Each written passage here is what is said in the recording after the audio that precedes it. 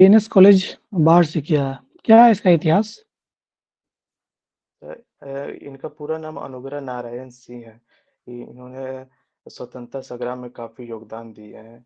इन्हें आधुनिक बिहार के निर्माता के रूप में जाने जाते हैं और इनका बिहार विभूति के नाम से भी जाने जाते हैं। इन्होंने अपना वकालत छोड़कर चंपारण सत्याग्रह में अपनी भूमिका निभाई थी, जो कि सफल साबित भी हुई थी।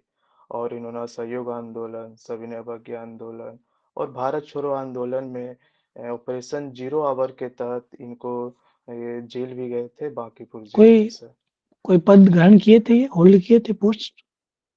ये सर स्वतंत्रता के बाद प्रथम उप मुख्यमंत्री भी बने हैं सर, और वित्त मंत्री भी। तो आप ये बताइए, उप मुख्यमंत्री क्या ये एक संवैधानिक पद है? नो सर, संविधान में इसका कोई जिक्र नहीं है उप मुख्यमंत्री का। तो ये क्या है, असंवैधानिक पद है क्या? कैसे पद है ये? ये सर बिहार के विधानसभा के जो नियम है उन्हीं के अनुसार उप मुख्यमंत्री उनके सदस्यों में से ही एक को उप मुख्यमंत्री चुन दिया जाता है सर। और उप प्रधानमंत्री? शायद उप प्रधानमंत्री भी कोई संवैधानिक पद शायद नहीं है, जहाँ तक मुझे जानकारी है। आप श्योर है? यस सर, कंफर्म नहीं है सर। ठीक है, ये बताइए कि हाउस और जो चलता है उसका किस सेक्शन, किस आर्टिकल के तहत उसके रूल्स एंड रेगुलेशन है? Conduct of business of houses. Sorry sir, इसके बारे में जानकारी नहीं। ऑफिस ऑफ प्रॉफिट, इससे क्या समझते हैं?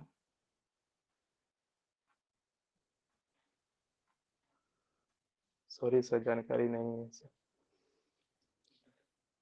कुलपति, जो कुलपति समझते हैं, vice chancellor, yes chancellor, sir.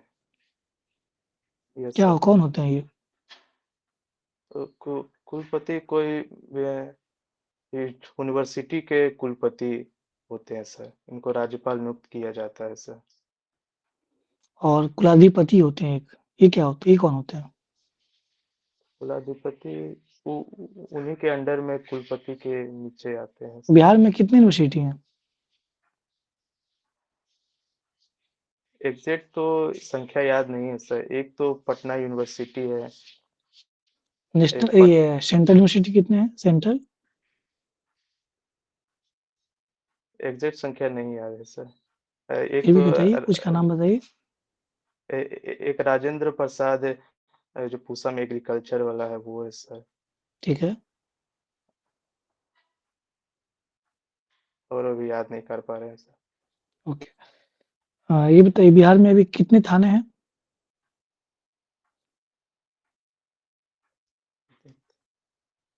Post preference क्या है आपका, post preference? Bihar administrative service, hmm, और सेकेंड में सब रजिस्ट्रार। क्या हायरार्की क्या है? तो बिहार प्रशासनिक सेवा का हायरार्की क्या है? सबसे पहले आप क्या बनेंगे, उसके बाद क्या बनेंगे, बताइए।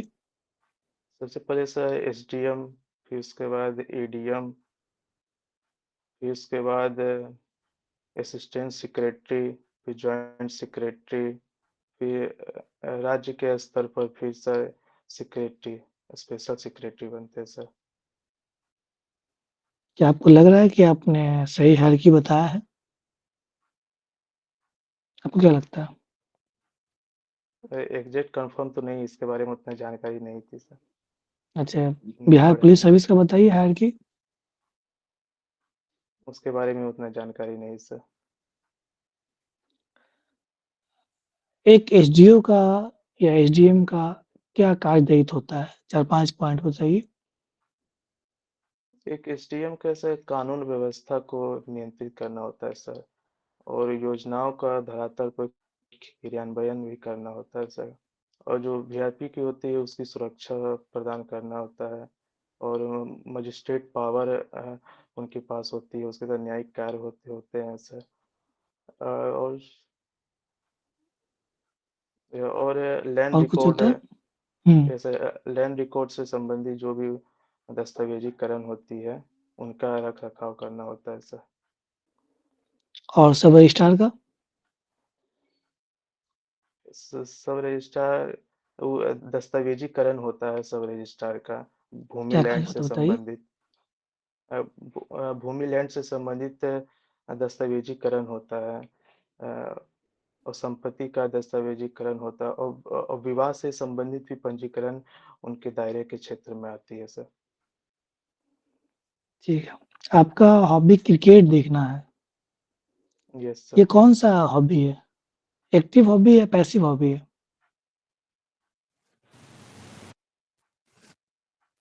सर जहाँ तक जानकारी है मुझे एक्टिव शायद, एक्टिव है? श्योर नहीं है सर। क्या अंतर है एक्टिव और पैसिव हॉबी में? सॉरी सर, नहीं हॉबी किसे जानकारी कहेंगे? है। हॉबी किसे कहते हैं? डिफाइन कीजिए। हॉबीज को कहते हैं जो जिस चीज में आपको रुचि लगे।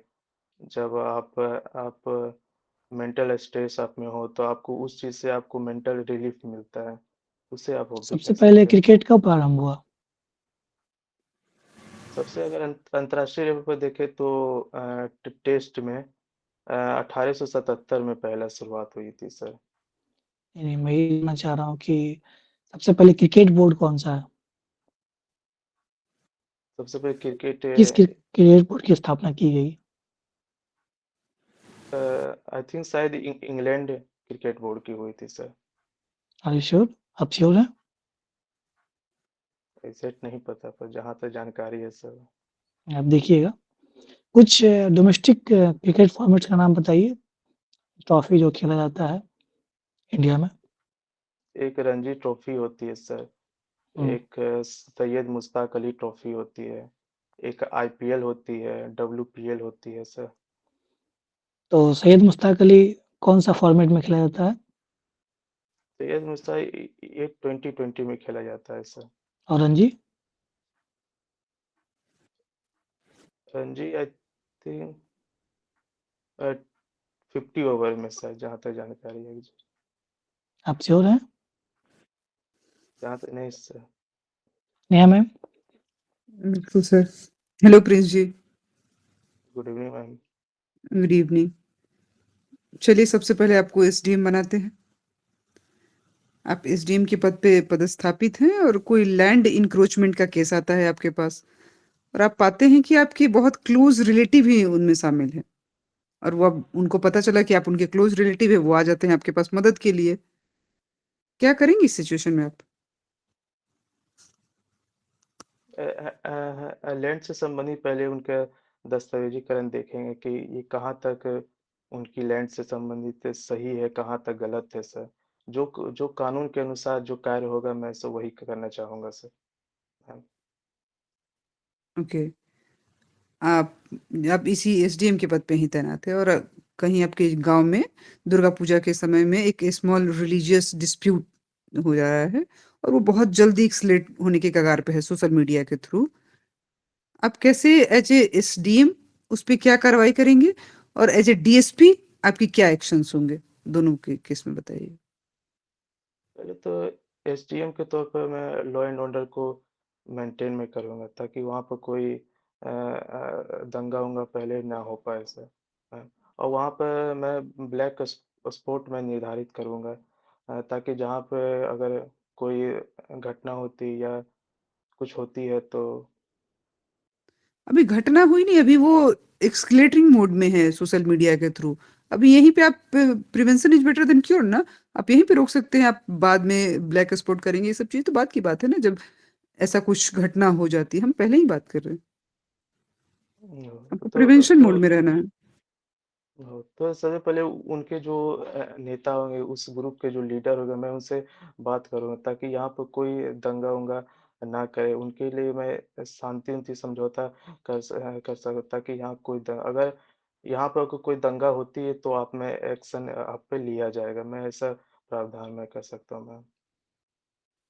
और कुछ सेक्शंस आप एसडीएम के तौर पे बताइए, आपने तो डीएसपी के तौर पे बताया। एजीएम के तौर पे पुलिसिंग फोर्स भेज के। ओके, चलिए अभी भी आप किसी जिले के डीएम हैं और बिहार जैसा कि देखते हैं आप मई-जून के महीने में बहुत ज़्यादा हीट वेव रिकॉर्ड की जाती है। उस कंडीशन में आपको छोटे बच्चों के अंडर 5 तक के बच्चों को स्कूल टाइमिंग भी ऐसा एडजस्ट करना है और मनरेगा में जो लोग काम कर रहे हैं, उनकी भी टाइमिंग को ऐसा एडजस्ट करना है ताकि जो हमारी लोकल इकोनॉमी है वो हॉल्ट ना हो। कैसे करेंगे? तो हीट वेव अगर है तो मैम बच्चों की जो स्कूलिंग है मैं उनको सुबह से मैं कर दूंगा मैम। क्या समय पाँच सारणी होगी? समय सारणी 7 से 12-1 बजे तक के आसपास में होगी। और उसी में जीविका को भी जो जो दीदी की रसोई जो होती है उसमें ताकि काम कर सके, उनसे भी उनको आर्थिक सहायता मिल जाएगी। और 12-1 बजे के बाद जो जीविका दीदी है वो अपना अलग सेक्टर में भी वो काम कर सके, उससे ज़्यादा भी उनको आर्थिक स्थिति मजबूत हो जाएगी ma'am. Okay, thank you Prince ji. Thank you ma'am. Prince interview कब है आपका? सेकेंड फेज में होगा सर। अभी वर्कआउट करने की ज़रूरत है, बहुत सा वर्कआउट करना है, बिहार को अच्छे से पढ़ना है। यूनिवर्सिटी पूछा कितने यूनिवर्सिटी हैं, कितने थाने हैं, क्या हायरार्की क्या है, सब सारा क्लास लिया गया है, उसको आप देखेंगे, उसमें सारा कुछ है। और थोड़ा-सा उस मोमेंट में आ जाइए, समय लास्ट स्टेज बचा है, इसको बेहतर तरीके से करेंगे, तो आपके लिए बेहतर होगा। तो थोड़ा प्रैक्टिस कीजिए, अब बाकी सुनिएगा कि आप बिहार को अब मान लीजिए यूनिवर्सिटी 4 हैं, कितने थाने हैं, ये सब बेसिक प्रश्न है। इसके अलावा आपका हायरार्की सीधे yes assistant sir. Secretary secretary बना दिए हैं। बहुत सारा और बीच में है, हम लोगों ने बताया है, अच्छे तरीके से बताया है। अब आपका हॉबी है क्रिकेट, रणजी को आप बता रहे हैं 50-50 फॉर्मेट में। रणजी टेस्ट होता है। हुँ? यस सर, थोड़ी मिस्टेक हुई थी। लग रहा है 50 या देख टेस्ट में दोनों। देख जी। लीजिएगा, है ना? इसको अच्छे से प्रैक्टिस कीजिए और अभी थोड़ा-सा और भी काम करने की ज़रूरत है।